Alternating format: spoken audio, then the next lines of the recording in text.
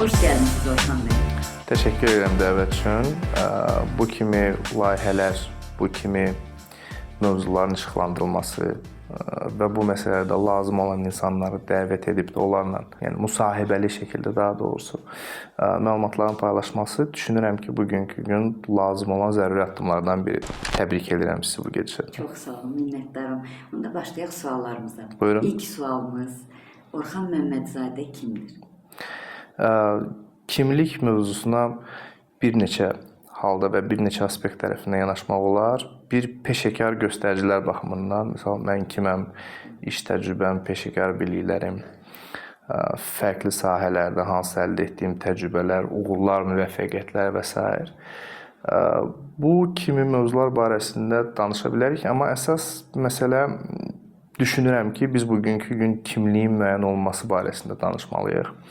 Mən kiməm sualı əslində çox böyük bir fəlsəfi sualdır və bu sualın cavablandırılmasında insanlar düşündüyü təqdirdə bir ömrə qədər vaxt sərf edə bilərlər əslində. Mən kiməm sualı, mən kiməm sualının cavablandırılmasında əslində insanın içində bir neçə göstərici artıq funksionallıq baxımından işə düşmüş olur. Bir insanların ətrafını gördüyü mən kiməm, yəni məni müəyyənləşdirən insanlar məni necə görürlər o. Bir mənim içimdəki mən kim olmaq istəyirəm o və həqiqi mən. Əfsus olsun ki, bu həqiqi mən o birisi göstəricilər arasında itib batır. Əksər hallarda, yəni həm təbii olaraq bunun üstündə gəlib uzun müddət işləyəsən ki, mən kiməm, kim olmaq istəyirəm və həqiqi mən kiməm və hardayım. Və düşünürəm ki, böyük insanlar həqiqətən də mən kiməm sualını cavablandıranda ən yaxşı halda sadəcə yox cavab verirlər ki, sıradan biri. Yəni mən sadəcə olaraq sıradan biriyəm, amma kim olmağımın müəyyənləşdirilməsi üçün mütləq şəkildə nə işlə məşğul olduğun, nə kimi fəaliyyət göstərdiyin və fəaliyyətin nə kimi faydası olması təbii olaraq çox zəruri bir haldır, bir amildir, nəzərdən keçirilməlidir və düşünürəm ki, biz indiyənə qədər sırf bu gedişatla, sırf bu məntiqlə əlimizdən gələn nə varsa etmişik və etməkdə də davam edəcəyik. Qaydaq peşəkar göstəricilər baxımından kimik, nə işlə məşğuluq. Bugünkü gün BMG International şirkətinin təsisçisiyəm. Şirkətimiz 12 ildir fəaliyyət göstərir. Şirkətin 3 əsas istiqaməti var. Bu, təbii olaraq konsaltinq xidmətinin təşkil olunmasıdır. Sıradan, belə deyək də, adi konsaltinq eşitdiyimiz xidmətlərdən biraz fərqlənir. Çünki burada beynəlxalq reytinqə və keyfiyyətə cavab verəcək alətlər işə düşür. İkinci xidmətimiz təlim xidmətidir. Təlim xidməti göstəririk, maarifləndirmə ilə məşğuluq. Və üçüncü xidmət biznesin idarə etməsidir ki, artıq burada mənim öz illər boyu yığdığım təcrübələr tam olaraq öz əksini tapmış olur və biznesin idarə etməsi sayəsində fərqli istiqamətlər üzrə ticarət istiqaməti, istehsalat və s. beynəlxalq ticarət daha çox fəaliyyət göstəririk. BMG International bugünkü gün Azərbaycanda bu sahədə bu üç istiqaməti birləşdirəcək bir şirkət olaraq fərqlənir. Yəni bizim kimi bu kimi xidmətlərin üçünü bir yerdə fəaliyyət göstərəcək başqa bir şirkət bugün tanımıram. Qeyd etdiniz ki, həm təlimçi kimi, həm özünüz iştirak edirsinizsə təlimlərdə. Bəli. Həm təlimçi kimi, həm biznesin idarəçiliyi ilə bağlı digər istiqamətlərdə köməkliklər edirsiniz. Hansı sizə daha yaxındır və hansında daha özünüzü hüzurlu hiss edirsiniz? Təlimçi olmaq məncə çox çətindir. Gözəl sual verdiniz. Düşünürəm ki, bugünkü gün təlim fəaliyyətindən məşğul olmağımın səbəbi də elə bundan ibarətdir ki, biznes idarə etmək, biznes qurmaq, bilirik ki, biznes konsepsiyası pul qazanmaqdan ibarətdir. Əks halda bunun adını biznes qoymaq olmaz, amma pul qazanmaq insanı nə qədər xoşbəxt və məsud edə bilər sualı var. Yəni, nə qədər sən biznes idarə edərək və yaxud da ki, pul qazanmaq üzrə öz vaxtını sərf eləyərək nə qədər xoşbəxt ola bilərsən ki, sahibkarların əksəriyyətini nəzərdən keçirmiş olsa, bugünkü gün Azərbaycanın özündə də belə 24 saatın yalan olmasa bəlkə heç olmasa 16-18 saatını işlə məşğuldur. Şənbə yox, bazar yox, yalnız fikri zikri, işi qurub irəli aparmaqdır, idarə etməkdir və s. Bu normal bir gedişatdır, bu yaxşı bir həvəsdir. Amma bir çox hallarda sahibkarların depressiyaya düşdüyünü görürük, müşahidə edirik və əvvəlcədən belə fərqli fikirlər səslənir ki, mütləq şəkildə sevdiyin işlə məşğul olmalısan, bu sənə zövq gətirməlidir və s. Bunu seçmək çətindir. Öncədən bunu seçmək çətindir, amma mən bir sahibkar olaraq təlimçilik fəaliyyətindən zövq alıram. Zövq alıram və ən böyük aldığım zövq də ondan ibarətdir ki, bildiyini paylaşırsan, öyrədirsən, istiqamətləndirirsən, dəstək göstərirsən və bir müddət keçəndən sonra həqiqətən də əməyinin nəticəsini görürsən. Biz bugünkü gün onun şahidi olmuşuq dəfələrlə ki, bizim təlimlərdən gəlib keçən insanların həyatı sözün əsli mənasında müsbətə doğru dəyişib. Bu çox böyük bir zövq verir. İnsan düşünür ki, boşuna yaşamırsan, yəni faydalılığın var. Və düşünürəm ki, bugünkü gün bu faydalılıq aləti lazım olan yerdə öz əksini tapır. Qeyd etdiniz ki, 16 saat, 18 saat, mən də bir sahibkar olaraq da həqiqətən bu belədir. O qədər zaman ayıram çalışmağıma. Amma burada bir yanlış var. Yəni, bunun səbəbi düzgün biznes planın qurulmamağıdırmı? Yəni, burada nə düz getmir? Sizə məsələn müraciət edərkən istiqamət verirsiniz də ki, məsələn, siz 6 saatda çalışıb 18 saatda çalışdığınız məbləği qazana bilərsiniz, zaman udmuş ola bilərsiniz və daha huzurlu ola bilərsiniz. Bununla bağlı da siz mənə bir geniş məlumat verərdiniz. Özüm də öyrənəcəm. Bəlkə sizi bu yanaşma ilə biraz məyus etmiş oldum, amma bu bir xülyadır. Mümkünsüz bir şeydir. Bir sahibkar 6-8 saat çalışmağın nəticəsində müvəffəq olsun, hər şey belə saat mexanizmi kimi işləsin, hər şey qaydasında getsin. Belə bir şey olmur. Olmur. Belə bir şey yalnız bir halda olur ki, xaricdə təsis olunan biznes, mən qərb ölkələrini nəzərdə tuturam, Avropa və Amerika istiqaməti üzrə bu gedişat daha çox məşhurdur. Səhmlərin birja üzərindən ticarəti, biznes təsis olunduğu təqdirdə sahibkar düşünür ki, mən biznesi təsis etdim və mənim belə deyək də pensiya arzum həmən biznesi neynəmək? Birjada satmaqdır. Birjada satdım və yaxud da ki, emissiya oldu, səhmlərin emissiyası nəticəsində küllü miqdarda pul geri dönümü təmin olundu şirkətə, qazandım, mənim səhmlərim birjada qiymətdə artır, enir və s. və sahibkar düşünür ki, mənim biznes qurmaqda ən son alacağım benefit, yəni geri dönüm bundan ibarətdir. Bizdə amma sahibkar düşünür ki, mən biznesi quracağam. Misal bu biznesi qurandan sonra bir miqdar pul qazanacağam, mülk alacağam. Mülk alacağam, mülk alandan sonra da obyekt alım icarəyə verim, falan eləyim, beşməkan eləyim. Niyə? Çünki biznes yanaşması təfəkkürü fərqlidir. Orada biznes mütləq şəkildə uzun müddətli təsis olunub aparılmalıdır. Biznes uzun müddətli təsis olunmursa, o biznes müvəffəq olmayacaq. Bizdə uzun müddətli təsis olunan biznesdən sayı barmaq qədərdir. Bu nəyə gətirib çıxarır? Biznesin sahibi qısa məqsədlərə konsentrasiya olunmuş olur. İndi qazanım əldə edim. Nəticə etibarilə nə qazandımsa, indi qazandım, sonrasına baxaraq gedişat formalaşır. Keyfiyyət həmişə yaxşı təmin olunmur. Uzun müddətli strategiyalar tətbiq olunmur. Peşəkarlara müraciət olunmur.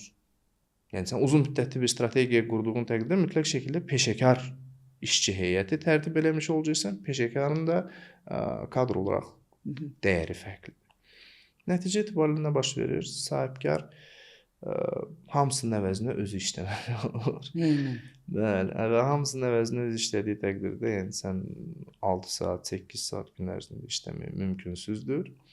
Hətta uzun vədəli bir biznes qurmaq istədiyin təqdirdə yenə də 6-8 saat işləmək sahibkarsansa əgər, işin sahibi özünsənsə əgər, mümkünsüzdür.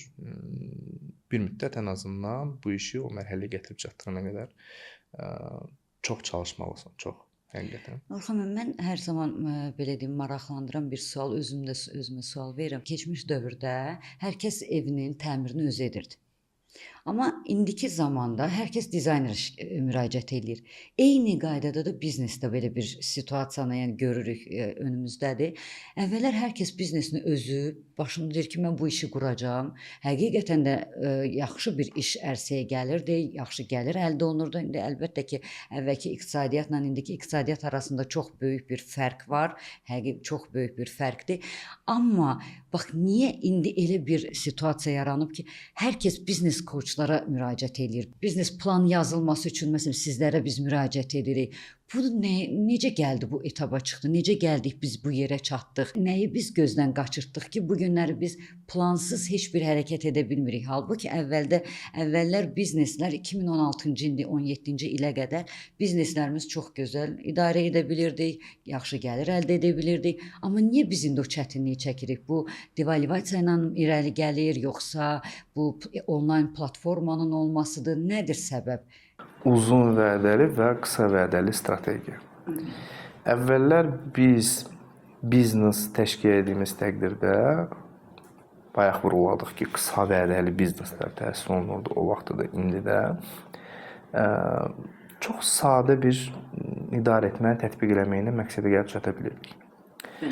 Azərbaycan iqtisadiyyatı dünya iqtisadiyyatının bir parçası olduğuna görə bugünkü gün siz daxil olan iqtisadi tənzimləmə mexanizmlarının dünya iqtisadiyyatından və dünyada baş verən cərəyanlardan kənar nəzərdən keçirə bilmərsiniz, mümkünsüzdür.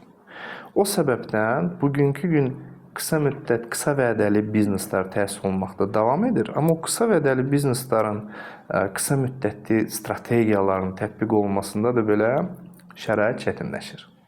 Şərait çətinləşdiyinə görə də təbii olaraq bilmədiyin, görmədiyin məsələlərin tənzimlənməsi üçün mütləq şəkildə mütəxəssislərə müraciət etməlisən. Baxın, siz vurğuluyursunuz ki, vaxt vardı biz mənzillərimizi özümüz dizayn edirdik, təmir edirdik və s. İndi o qabiliyyətimiz itib. Niyə? Niyə itib? Çünki əvvəllər dizayn elədiyimiz təqdirdə biz müraciət edirdik hansısa bir qarşımıza çıxan nümunələrə və o nümunələrin sayı yəni o qədər də geniş deyildi. Bugünkü gün sayı o qədər çoxalıb ki, informasiya o qədər rahat gəlib çatmış olur ki, filan yerdə filan ölkənin dizaynı bizim filan şəhərimizdə tətbiq olunur və həqiqətən də o ölkəni gəlib gəzəndən sonra filan bizim şəhərimizdə gedəndə sanki özünü həmin an etibarilə o küçədə hiss eləmiş olursan. Araşdırırsan, görürsən, deyir ki, bəli, buranın icra başçısı o vaxtı belə bir getdi filan küçədə gəzdi və belə bir tətbiqat etmək qərarına gəldi ki, burada da bir oxşar bir mənzərə təmin olunsun və həqiqətən də birə-bir oxşamış olur. Başqa şəhərə getmiş olsaydı, başqa bir dizayn olmuş olacaqdı. Yəni, əvvəllər informasiya bu qədər sürətli yayılmırdı. Bugünkü gün amma informasiya sürətli yayılır, həcmi çoxalıb və bu informasiya çoxluğunun içində sən mütəxəssisə adətən seçimi etməyə belə dəstək üçün müraciət edirsən. Mən hansı seçimi edeyim? O qədər çaşqınlıqdasan. Yəni, nəyi seçməliyəm, necə olmalıdır deyə və bu hər bir şeydə öz əksini tapır. Hər bir fəaliyyət növündə də, biznesdə də, hətta ev dizaynından tutmuş belə.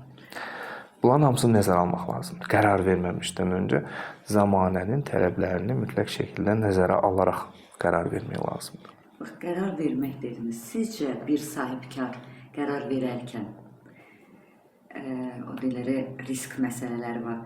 Risk edib anında mı cavab verməlidir, yoxsa bu uzun düşünməlidirmi? Amma mənə hər zaman düşündürən bir məsələ var ki, deyirsiniz ki, görüş zamanı ki, mən düşünüb sizə geri dönüş edəcəm. Amma geri dönüş etdiyin zaman da artıq başqa birindən partnyorluq müqaviləsi bağlayıb. Bax, onu necə biz idarə edə bilərik, onu necə tənzimləyə bilərik ki, orada da uduzmayaq? Sizdən yaxşı cavablar almaq istəyirəm. Qərarların verilməsində arxalandığın alətlər fərqli olmalıdır və o alətləri mütəmadi olaraq dəyişərək işə salmağı bacarmalısan. Bir liderin, bir sahibkardan danışırıqsa, bir öndə gedən şəxsin bugünkü gün zəruri göstəricisi olanlardan, zəruri göstəriciləri olan hissələrdən biri bundan ibarət. Yəni sən qərar verəndə hansısa bir alətə əsaslanaraq həmişə eyni qərarları verməli deyilsən. İmkanın yoxdur, mümkünün yoxdur. Niyə? Çünki alətlər artıq dəyişir. Yeni alətlər işə düşmüş olur. Elm sürətli inkişaf etmiş olur. İdarə etmə üslubları dəyişmiş olur. Bu alətlərdən biri misal təcrübəyə əsaslanaraq qərar verməkdir. Bütün qərarların əksəriyyəti indiyənə qədər yaşadığım təcrübəyə əsasən qərar vermək üzərindən gedir. Ən yaxşı və ən düzgün qərar budur. Amma bəzi hallarda görürsən ki, indiyənə qədər təcrübə etmədiyin bir mövzu gündəmə gəlmiş olub. Burada riskə girmirsən. Riskə girsənmi nə olacaq, girməsənmi nə olacaq? Burada artıq iki növ alət fərqli şəkildə fəaliyyət göstərir. Biri emosional alətdir. Emosional alət olaraq ürəyim bunu çox istəyir. O qədər ürəyim istəyir ki, mən bu addımı atmış olum. Ziyan çəksəm də evi yox deyirsən. Emosional şəkildə neyinsən qərar vermiş olursan. Öncədən ziyanı şuuraltı olaraq qəbul etmiş qərar vermiş olursan. İkinci alət nədir? Təhlil nəticəsində. Təhlil nəticəsində də emosiyalar var, ürəyim bu işə yatır, bu qərar belə olmalıdır, riski gözə alıram, nəticəsi yaxşı olacaq deyə ümidliyəm. Amma təhlil etməliyəm deyirsən. Qərarın verilməsində də biz adətən təlimlərdə də bu təhlil alətini istifadəyə veririk, təcrübə edirik, çox sadə bir sual veririk. Pulmu, xoşbəxtlikmi? Gündəmdə olan suallardan biridir. Bu kimi suallarda çox nümunələr üzərindən keçmək olar. Sadəcə olaraq pulmu, xoşbəxtlikmi və əksər hallarda təhlil olması üçün lövhədə iki hissəyə bölürük. Pulun üstün cəhətləri və çatışmamazlıqları, advantage, disadvantage, xoşbəxtliyin üstün cəhətləri və çatışmamazlıqları və ən son test pul var, xoşbəxtlik yoxdur. Xoşbəxtlik var, pul yoxdur. Bunların hamısını toplayırıq. Toplayandan sonra qərar vermiş oluruq ki, sən deməmiş, bütün göstəricilər pul üzərindən deyil, xoşbəxtlik üzərindədir. Yəni, mən nəticə etibarilə xoşbəxtliyim var, amma pulum yoxdursa, xoşbəxtəm. Pulum varsa xoşbəxt deyiləmsə, neynirəm o pulu? Məntiq buna gətirib çıxarır. Amma emosional səviyyədə qərar vermiş olsan, təbii olaraq pulun varsa o olacaq, bu olacaq, artıq işə nələr düşür. Pul ilə əldə edə biləcəyin təxəyyül, fikirlər, bu da sənin verdiyin qərarın qarşısını almasına belə səhv qərar verməyə gətirib çıxara bilər. O səbəbdən sürətli şəkildə qərar verilməsi üçün mütləq şəkildə emosiyalar yaxşıdır. Səni müəyyən mənada ayaq üstə qalmağa və yaxud da ki, hər hansı bir gedişatda hətta həyatını xilas edə bilər. Biznes həyatından söhbət gedirsə, biznes həyatı və s. Yaxşı ki, filan vaxtı filan addımı atmış oldum. Bugünkü gün mən onun faydasını görürəm. Belə hallar çoxdur, nəzərdən keçiririk. Amma yekun olaraq qərar mütləq şəkildə analitik olmalıdır. Analitik düşüncə tərzinə əsaslanaraq hesablama nəticəsində verilən bir qərar olmalıdır. Ona görə riski nəzərə aldığımız təqdirdə biz o riskin nə ilə nəticələnməsini hesablayaraq qərarımızı verməliyik. Demirəm, riskdən qaçaq. Riskdən həmişə qaçmış olsan heç vaxt inkişaf etməyəcəksən, amma analitik əsasında. Çox analitik. Baxın, son zamanlar sahibkarlarımız çox əziyyət çəkirlər. Qazanc əldə etməkdən başqa da partnyorluq münasibətlərində, ümumiyyətlə işlərinin inkişaf etməsindən bağlı çətinlikləri var. Bu da 80-ci illərin, ondan 70-ci illərin sahibkarlarına daha çox nəzərdə tuturam. Çünki yeni bu tendensiya ilə ayaqlaşa bilmirlər, tuta bilmirlər nəbzi və bu işi bilən, özünü bilmiş kimi göstərənlərə müraciət edirlər və qurduqları illərlə əziyyət çəkib qurduqları işi də yox edirlər. Yəni həmin gənclər mi deyim, digər mütəxəssislər mi deyim, özlərini mütəxəssis adlandıranlar. Bax, bununla bağlı necə mübarizə aparsın bir sahibkar? Neynəməlidir? Yəni təlimlərə mi gəlməlidir? Yəni nə etsin ki, özü işə belə deyim, öz nəzarətində olsun, özü də nəzarət edə bilsin ki, bu uşaq bu işi düzmü görür, yoxsa düz görmürmü? Gəlib ona işçisi deməsin ki, mən bunu elədim, hər şey əladır. Siz demişkən, o da xəyalında qurur ki, hər şey məndə gözəl olacaq və sonda işi bərbad bir vəziyyətdə.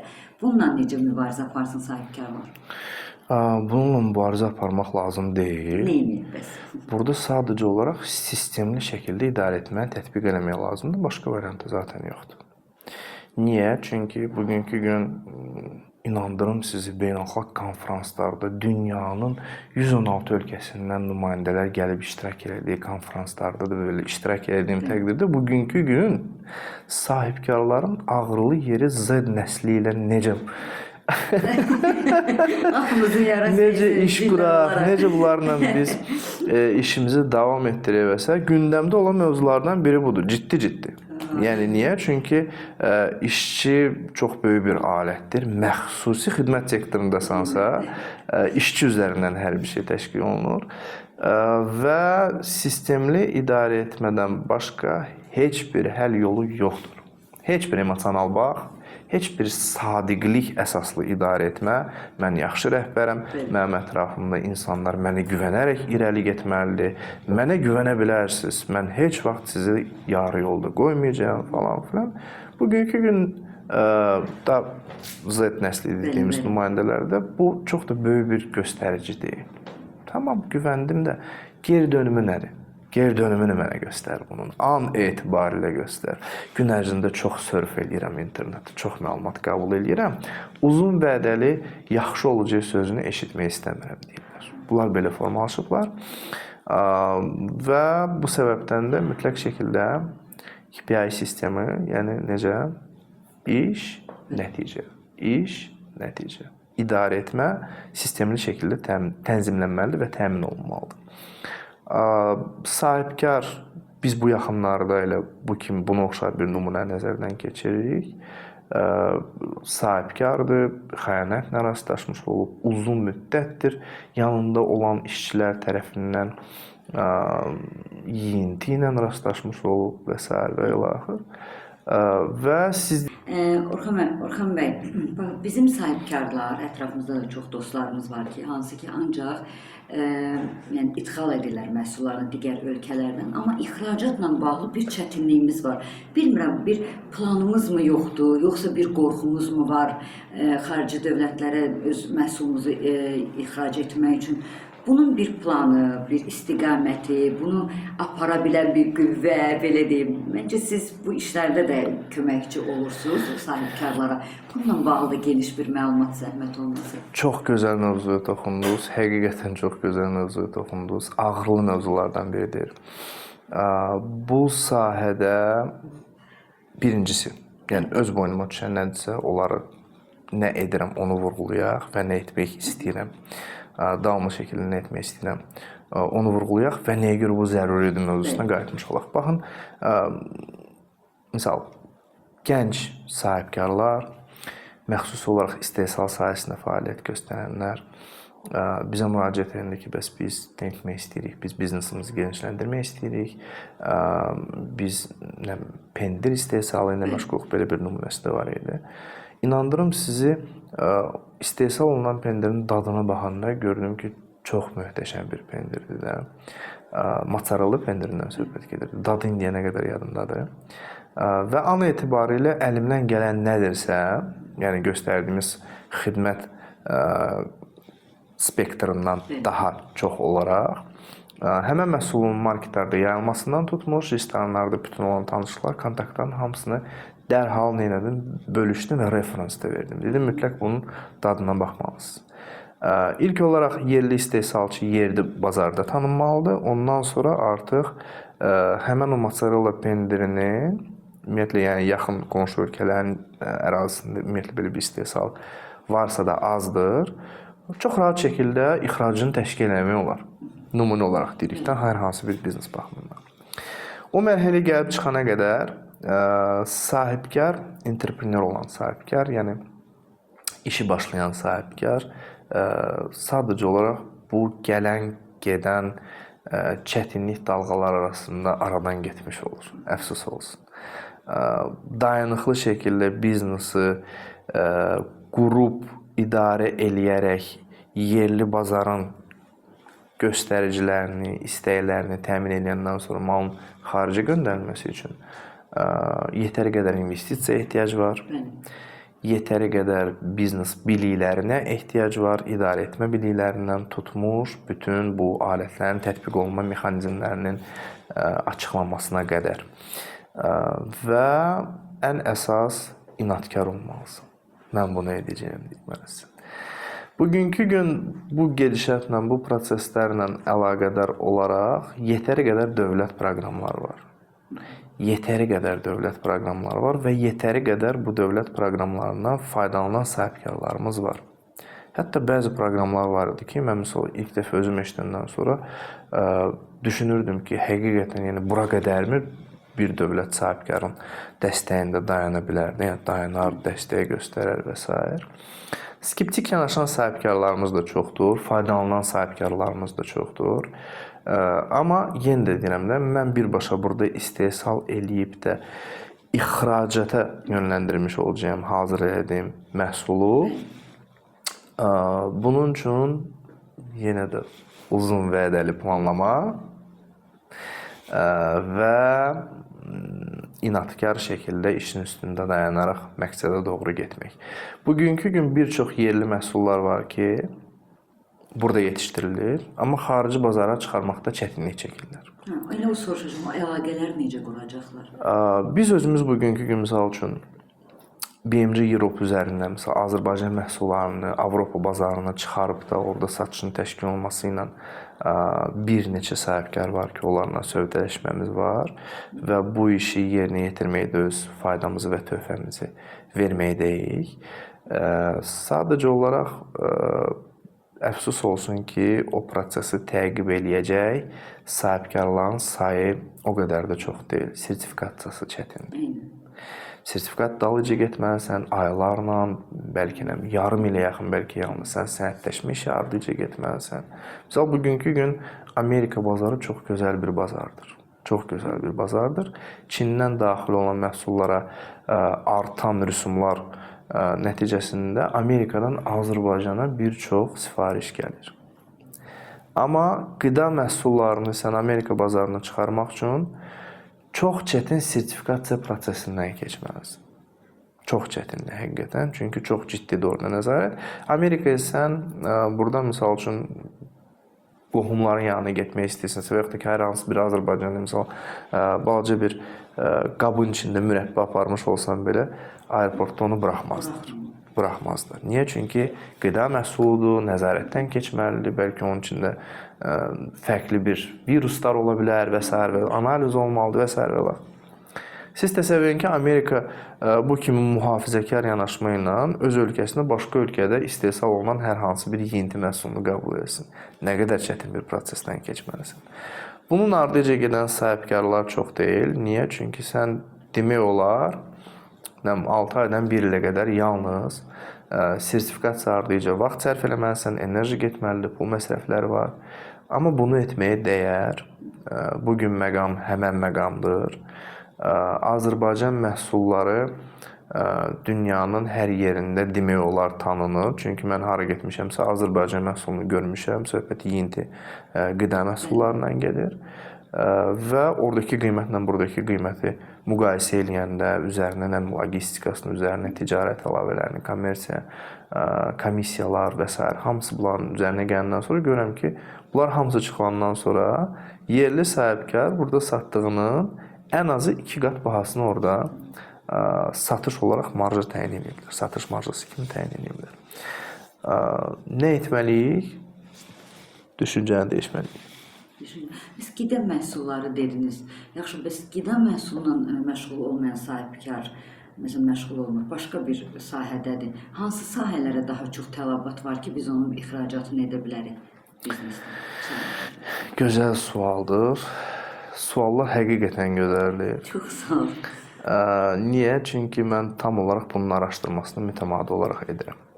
Və statistik məlumatlara görə üzərinə gəl öz araşdırma nəticəsi olaraq bugünkü gün hansı ölkədə hansı məhsula daha çox tələbat var deyə rahat şəkildə o məlumatları verə bilərəm. Nə üçün bunu edirəm? Araşdırmaçıyam, biznes idarə edirəm və mütəmadi olaraq fərqli alternativ biznes variantlarını nəzərdən keçirirəm. Misal, çox rahat bir biznes mexanizmi qurmaq mümkündür. Detallar təbii olaraq efir vasitəsilə paylaşmayacağım, amma Mən ciddi mən qulaq asırdım sizə məlumat. Mən müraciət eləyəcəm, gələrəm. Amma hal-hazırda çox sadə bir nümunə verim sizə. Deməli, Latın Amerikasında istehsal olunan bir məhsul indiyənə qədər bizim ağlımızda bu məhsulun xam malını belə deyək də ən yaxşı halda Rusiya ərazisindən gətirilməsini görmüşük. Bilmə, hər hansı bir məhsul adını çəkək. Və hesablama nəticəsində həmən oradakı xam mal tam fərqlidir, başqa qitədir də artıq təsəvvür edə bilərsiniz. Yəni orada hər şey fərqli, qitədən qitəyə qədər həm təbiətdən tutmuş, həm istehsal olunan, həm yaşayış tərzindən hər bir şey fərqli tətbiq olunur.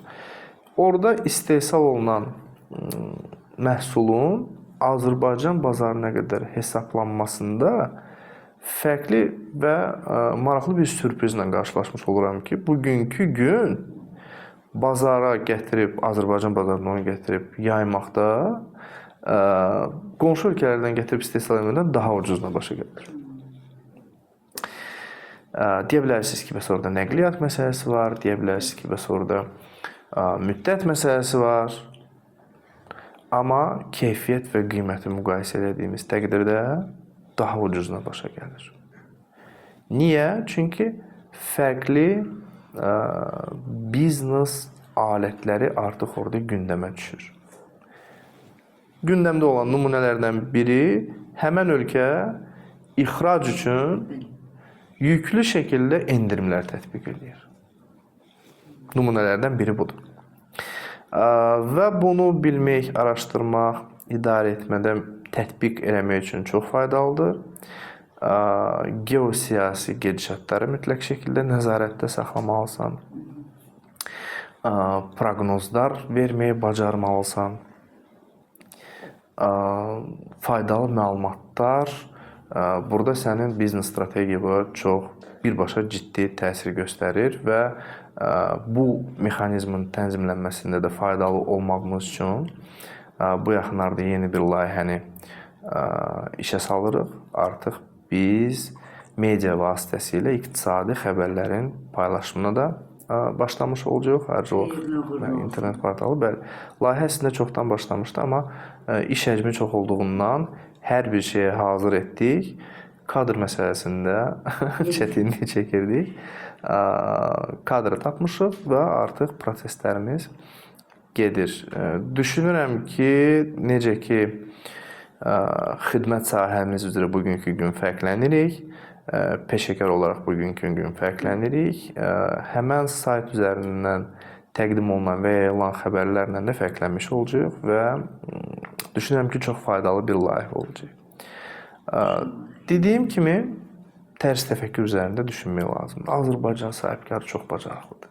Həqiqətən. Sadəcə olaraq biraz geniş düşünməyi bacarmalıyıq. Doğru vurguladınız.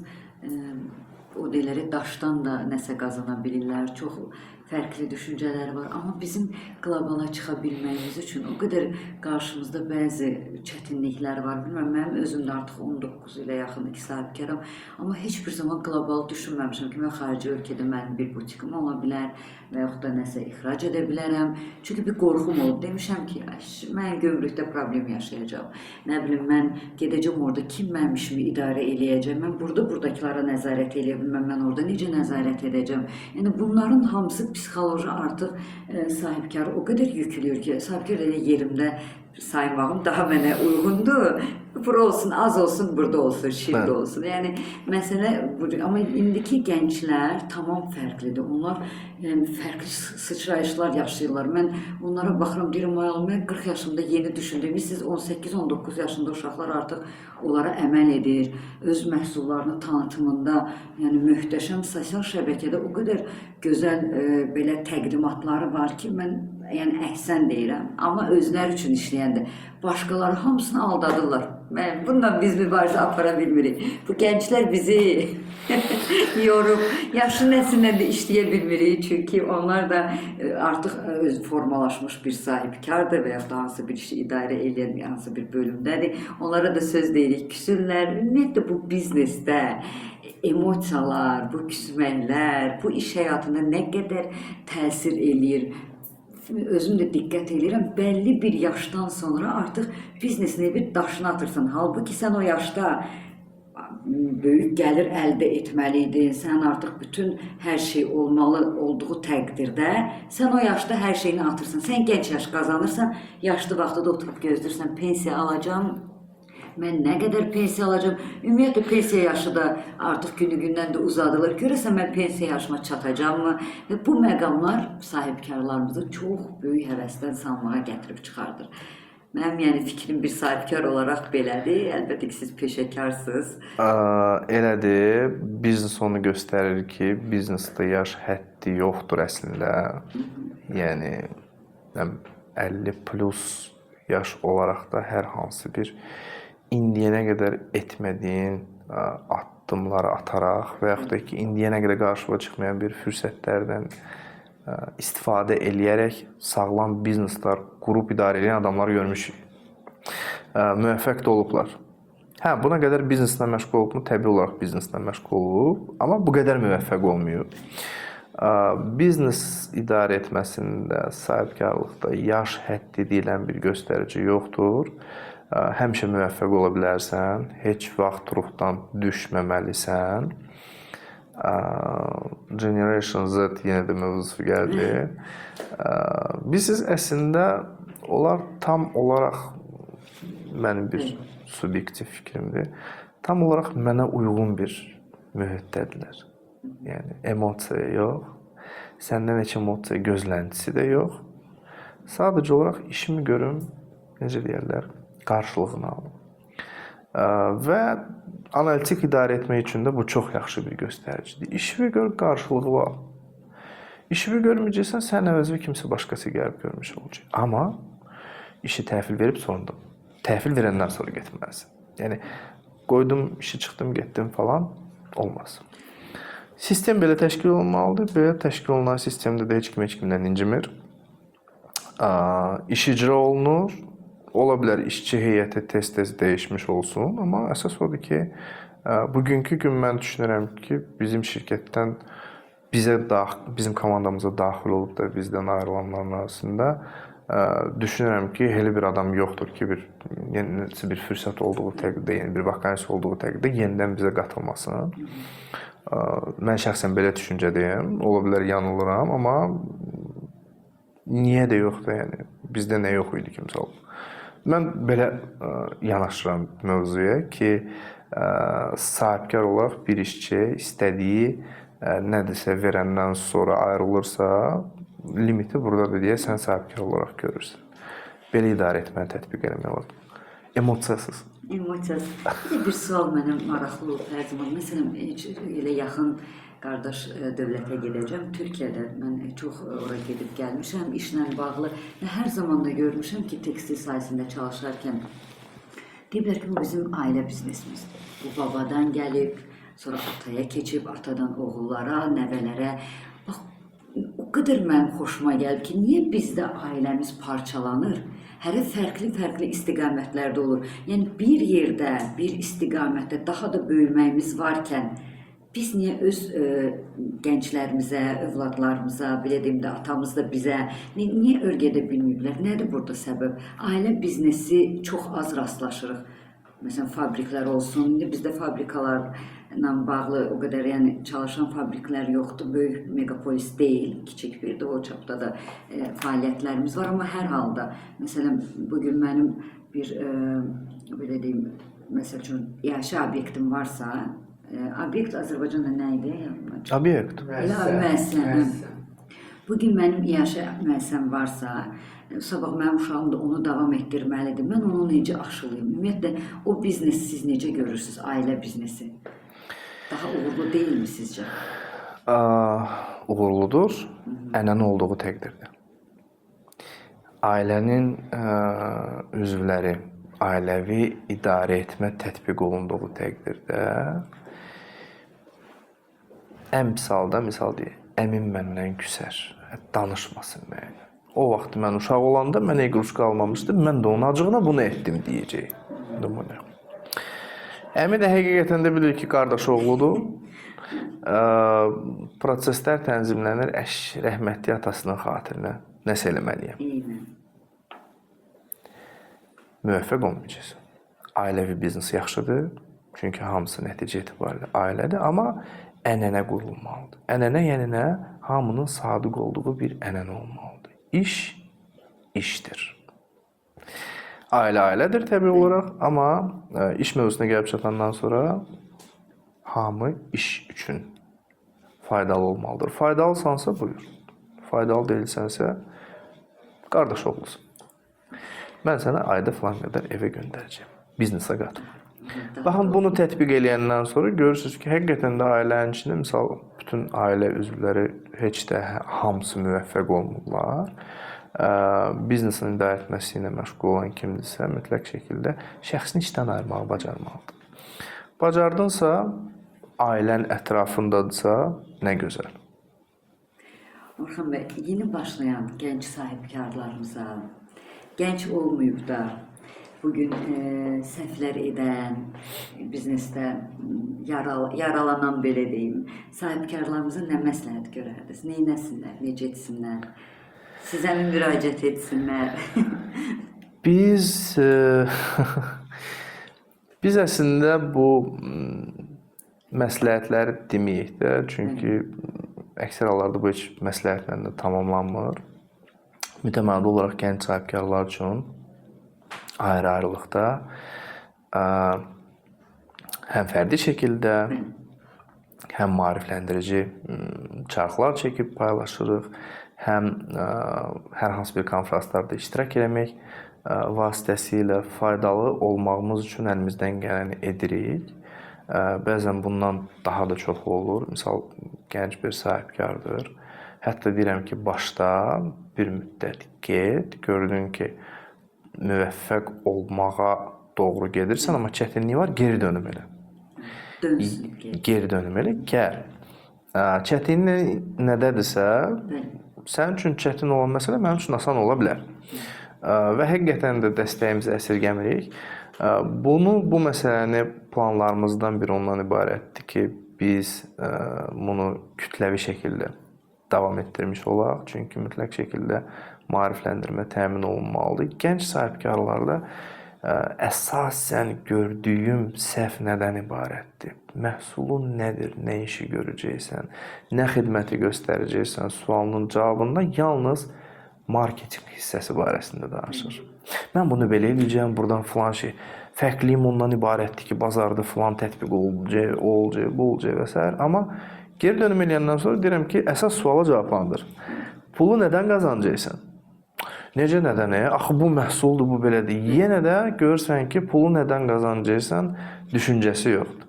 Marketing var, necə etmək lazımdır artıq planını da cızıb, amma maliyyə idarə etməsi yoxdur. Gənc sahibkarlarda əksər hallarda bu problemlə rastlaşmış oluruq ki, bir dayan, bir nəfəs al deyirik. bir hesabla deyirik. Ondan sonra marketinqdə də yaxşı məsləhətlər verə bilirik. Çünki bu sayədə də yetəri qədər bugünkü gün həm müştəri qismində, həm bizimlə əməkdaşlıq edən tərəfdaşların fəaliyyətində göstərdiyimiz əlavələr və qatqılar qismində biz nə edirik? Bu sahədə də biz fərqlənirik.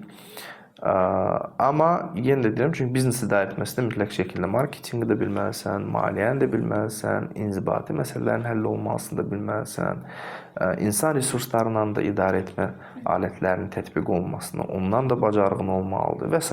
fərqli alətlər olmalıdır ki, onları yiyələnməlisən. Bizim sahibkarlarda bir daha vurğulayıram, əsas axsayan tərəf maliyyə idarə etməsi. Maliyyə idarə etməsi yoxdur. Deyim vardı, pulu qazanmağa satın onu xərcləyə bilmək, doğru xərcləyə bilmək, maliyyəsini düzgün hesablaya bilmək sahibkarların məncə də ən yaralı yeridir. Və istəyirəm sizə bizim ənənəvi sualımız Orxan bəy üçün uğur kodeks. Nədir sizin üçün uğur kodeks? Wow.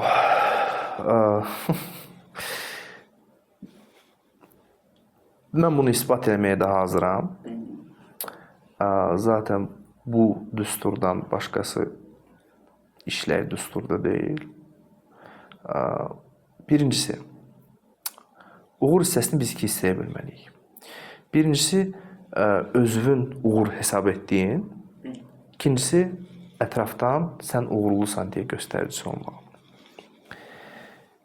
Çünki mənim üçün uğur olan ətraf üçün böyük bir məharət deyil deyək.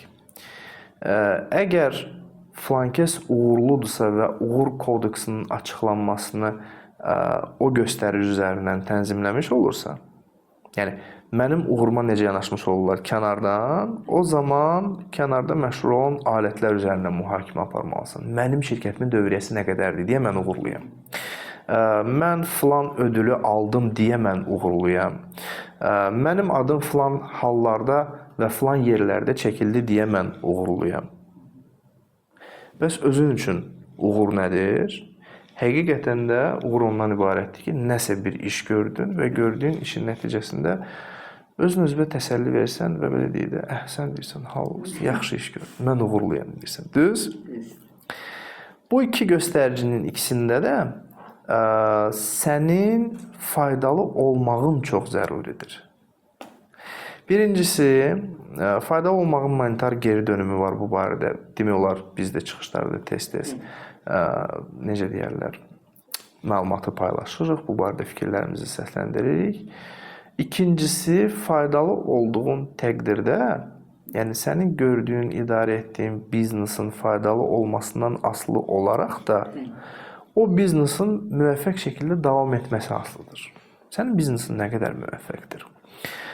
Sənin gördüyün biznes nəticə etibarilə əhali üçün, cəmiyyət üçün, yumru dünya üçün zərərlidirsə, toksik hansısa bir bu garbage deyirlər, toksik tullantılar. Əgər hansı bir toksik tullantılarla müşahidə olunursa və s. sənin biznesin nə qədər müvəffəq ola bilər. Pul qazana bilərsən, amma hamı sənə məxsusi bu günlərdə zərərli biznes damğası vuracaq. İstehsal edildiyin nəticə cəmaət ondan imtina edəcək hətta. Düz? İkincisi, özün üçün faydalı olmaqdan başqa heç bir şəkildə zövq ala bilməyəcəyin bir alət yoxdur. Mən filan qədər pul qazandım, okey. Əhsən, mən filan qədər pul qazandım. Özün özünü təriflədi. Amma əsl rahatlıq o pulu nə üçün istifadə etdiyimdə gəlir. Yəni, mən o pulu qazandım da nə üçün istifadə etdim? Kimə dəstəyi göstərmiş oldum? Devalvasiya vaxtında biz bunun şahidi olmuşduq. Məsələlər var idi, hallar var idi. Hamımız eşitmişik bunu. Deyir, filankəs qonşu çox varlı idi. Devalvasiya vaxtında maşından düşüb gəlib keçəndən sonra belə gəlib keçirdi məhəllədən. Devalvasiya günün sabahı gəlib keçəndən salam belə kim deyir. Eşitmişik də, bu halları çox eşitmişik. Niyə? Çünki qonşular arasında ünsiyyətdə də belə bu adam elə özü ilə məşğuldur. Bu adam elə öz fikrində özü ilə məşğuldur. Özü özünü tərifləyir ki, mən beləyəm, mən elə yaxşıyam, mənim filan qədər pulum var, məqamım var, o var, bu var. Bir müddət keçəndən sonra gözü açılır, açılandan sonra görür ki, mən sıradan biriyəm, sən deməmiş. Salam verim keçim deyir. Baxın, sıradan biriyəm reallığı ilə üz-üzə qaldığın təqdirdə sən cəmiyyət üçün nə qədər faydalısan sualı gündəmə gəlmiş olur ki, indiyənə qədər cəmiyyət üçün nə etmisən? Nə kimi faydan olub cəmiyyət? Onda artıq o sualın cavabını verə bilirsənsə, deməli uğurlusan. O vaxta qədər sadəcə olaraq mən uğurluyam, uğur kodeksi nədir? Filan qədər pul qazandım, filan işi gördüm, filan jurnalda çap olundum, nəşr olundu mənim adım, şəklim, filan ödül aldım falan filan. Müvəqqətidir, gəlib keçən şeylər. Gəlib keçən şeylərdə sənin özünə o qədər də an etibarı nəsə bir zövq verir. Bir müddət keçəndən sonra onun zövqü davamlı şəkildə gəlmir. Bu yaxınlarda bir hədiyyə aldım. Deməli, 2 il bundan öncə bizim təlimlərdən keçən iştirakçılardan biri, biz tələbə adlandırmaq, iştirakçı adlandırırıq. İştirakçılardan biri zəng edib ki, müəllim sizə hinduşka gətirmişim. Və tərifləyir hinduşkanı, belə hinduşkadır, elə hinduşkadır falan. Məsələ hinduşkadan getmir də, siz onu dinlə, söhbət ondan gəlir. Dərhal hətta zarafatlar da gəldi, rüşvət alırsınız müəllim falan. Deyirəm, birincisi bizdə rüşvət alıb da nə edəcəyəm? Yəni adam zaten elə bir sistemdir ki, nə oxudursa, necə imtahan verilirsə, onun müqabilində də yəni sertifikat əldə eləmiş olur.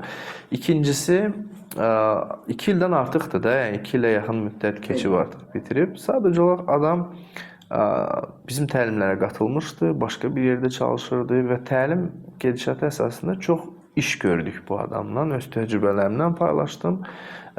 Təlim bitəndən sonra şirkətlərin birinə audit vakansiyası vardı, yönləndirdim. İşə başlayandan sonra müəllim, burada hər şey sizə öyrətdiyiniz kimidir, deyir. Yəni, başqa bir yerdə işləyirdik, yönləndirdik və neçə müddətdir orada işləyib, üstündən 2 il keçib, yadına düşüb ki, mən müəllimə nəsə bir yaxşılıq etməliyəm. Monetar geri dönüm oldu mu? Hinduşka qismində olsa da belə. Oldu mu, olmadı mı?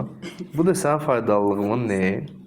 Sübutu. Və bu sistem daimi belə işləyir. Tamam. Biznes idarə etməsində də belə işləyir. Biznesi qurduğun təqdirdə də faydalılıq əmsalı üzərindən qərarları verməlisən və onun əsasında idarə etməyə, tətbiq eləməlisən. Planlama onun üzərində qurulmalıdır. Mənim biznesim nə qədər faydalıdır deyə. Faydalıdırsa, mütləq şəkildə onun sənə nəyi? Monetar geri dönümü olmuş olacaq. Uzun sözün qısası, sizin sualınızın cavabı uğur kodeksi dediniz. Faydalı olmaqdır. Faydalı olmaqdır. Mən dərin təşəkkürümü bildirirəm. Gəldiyiniz üçün, maarifləndirici fikirləriniz üçün. Yəni bugün çox şey öyrəndik. Əminəm ki, bizi izləyən izləyicilərimiz də yararlanacaqlar bugünkü verilişdən. Minnətdaram sizə Orxan bəy. Və sonda verilişimiz haqqında təəssüratlarınızı öyrənmək istəyərəm. Öncədən də dedim, veriliş başlamamışdan öncə dəvət aldım sizdən. Təşəkkür edirəm dəvətinizə görə. Qəbul etdiniz. Dəvət olunan yerlərə maksimum çalışırıq, hamısında iştirak edək. Niyə? Çünki dəvət olunan yerdə, yəni sənə sahiblər dəvət ediblər. Sən də gəlib orada hər hansı bir şəkildə öz faydanı və qatqını verməlisən deyə düşünürəm. Amma burada nə kimi fayda verə bilərəm sizin bu işə, nə kimi qatqım ola bilər deyə bir nəzərdən keçirdim bu proqramları. Gördüm ki, siz həqiqətən də öncə də vurğuladığım kimi, yəni belə deyək də, bugünkü gün aktual olan mövzulara toxunursunuz. Yəni bir stereotip var və o stereotip üzərindən getmirsiniz də yalnız olaraq. Misal, filan mövzu həll olunduğu təqdirdə hansı alət işə düşməlidir və s. Tək o deyil. Həm peşəkar biliklərini gətirib sizinlə insanlar paylaşırlar burada, həm həyat təcrübələrini paylaşmış olurlar, həm də sosial məsələlərdə toxunmuş olursunuz ki, bu çox aktualdır, çox önəmlidir. Sizə uğurlar arzulayıram, layihələriniz bol və bərəkətli olsun, necə deyərlər, davamlı olsun. Minnətdaram. Çox sağ olun bir daha gəldiyiniz üçün. Təşəkkürlər. Bax belə, bugünkü verilişimiz də sona çatdı. Xatırlatmaq istəyirəm ki, verilişimizin baş sponsoru Cibar platformasıdır. Gələn görüşlərə qədər.